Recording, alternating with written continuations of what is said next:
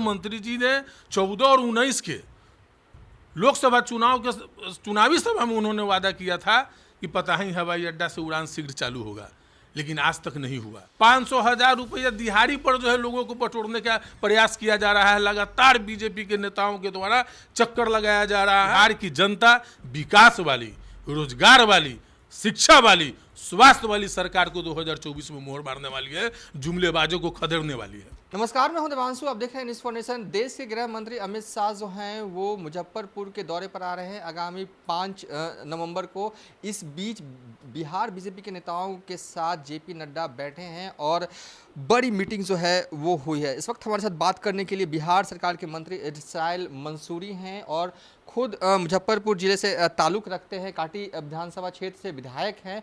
और 2-3 दिन पहले सम्राट चौधरी जो है वो काटी विधानसभा क्षेत्र में मौजूद थे, उनका रोड शो भी हुआ और बीजेपी के नेताओं के साथ जो है काटी में बैठक भी की है।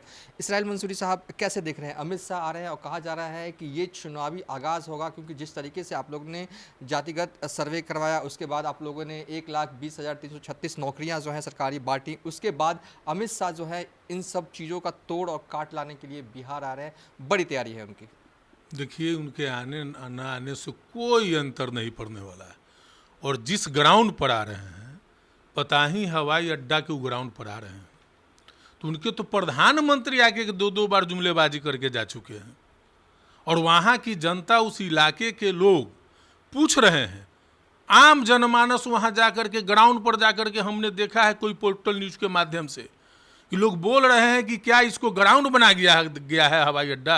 बीजेपी के नेताओं, गृह मंत्री और प्रधानमंत्री का भाषण देने का जगह बना दिया गया है।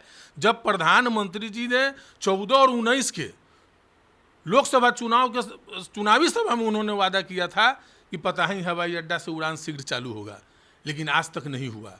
तो मैं तो गृह मंत्री जी आ रहे हैं, मैं उनसे आग्रह करूंगा कि कम से कम उनके प्रधानमंत्री के द्वारा जो 2-2 बार जो है सो वहाँ बोला गया था, कम से कम निश्चित तौर पर जो है सो इस बार अगर वो आ रहे हैं तो वहाँ वैशाली लोकसभा क्षेत्र और मुजफ्फरपुर लोकसभा क्षेत्र के जनता के बीच में जो उन्होंने वादा करने का काम किया था प्रधानमंत्री जी, उस बात को जो है अमित शाह जी वहाँ बोलने का काम करेंगे और पताही हवाई अड्डा 2024 से पहले चालू करवाने का काम करेंगे। तब मैं समझूंगा कि आना भी उनका कोई सार्थक होगा।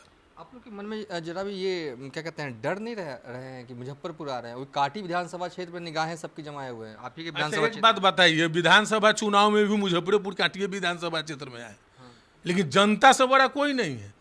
और काटी के सम्मानित जनता ने एक अदना सा समाज सेवी को जो है विधानसभा में भेज दिया और वहाँ प्रधानमंत्री जी का पहले भी हो चुका है, तो इसमें डरने की क्या बात है?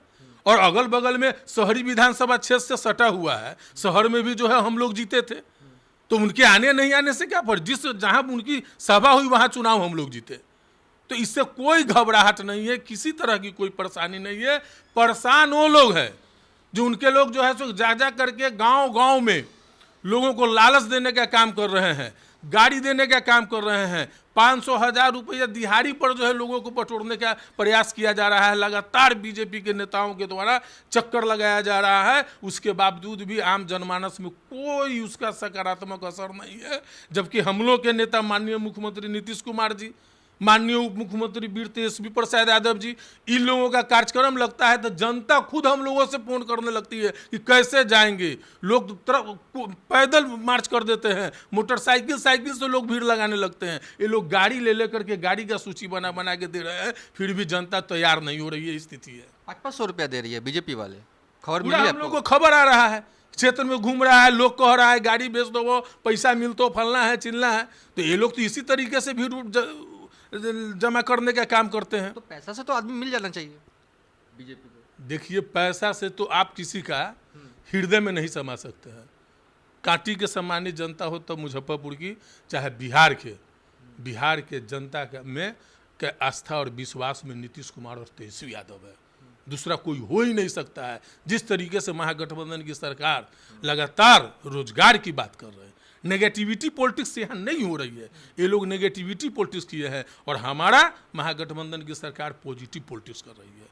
बेरोजगारों को रोजगार कैसे मिले, इस पर काम हो रही है। शिक्षा व्यवस्था कैसे सुधारो, इस पर काम हो रही है। स्वास्थ्य व्यवस्था कैसे सुधारो, इस पर काम हो रही है। और बिहार की जनता मेधावी जनता होती है, एक एक चीज़ को समझ रही है कि कौन क्या कर रहा है। हम लोग प्रमोशन देने का काम किए, जो वंचित लोग हैं, जो लगातार कई वर्षों से एक ही पद पर रह गए, प्रमोशन नहीं हुआ, कैबिनेट से विशेष अवसर प्रदान करके उनको प्रमोशन करने का काम किया।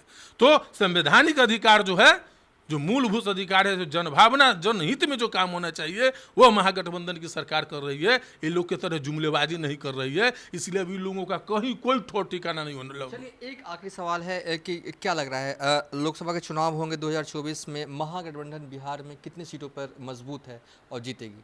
देखिए, यहाँ बिहार की जनता जीत दर्ज करेगी इस बार, और बिहार हमेशा अग्रणी रहा है देश के राजनीति को दिशा मोड़ने को। तो बिहार की जनता विकास वाली, रोजगार वाली, शिक्षा वाली, स्वास्थ्य वाली सरकार को 2024 में मोहर मारने वाली है, जुमलेबाजों को खदेड़ने वाली है। कितने सीट, 40 में से कितना लगता है आपको? अब वो लोग, जनता की जीत होगी बिहार में लोकसभा में। हाँ। और जब जनता की जीत होगी तो सोचिए कि वो लोग कहाँ पर रहेंगे, खाता खुलेगा कि नहीं खुलेगा। इतना कब आपको लग रहा है? जनता जहाँ आ जाएगी, जनता मालिक है ना, जनते मालिक है ना। चलिए, ये थे बिहार सरकार के मंत्री इसराइल मंसूरी। फिलहाल अभी तक के लिए इतना ही। आप देखते रहिए न्यूज़ फॉर नेशन।